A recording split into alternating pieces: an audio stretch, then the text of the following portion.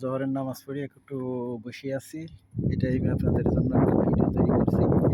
দেখেন, এই যে ঈদের বাড়ি, ঈদের বাড়ি সাইডে সব জায়গা সুন্দর করে, কত সুন্দর করে সব ঘাস নেই, এদেশে ঘাস তো নেই, এদেশে সব কৃত্রিম ঘাস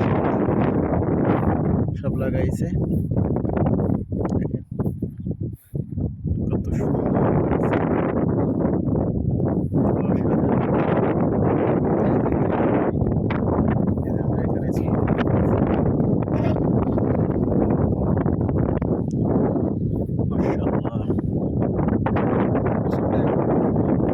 মিটার 1.5 দিনের মিটার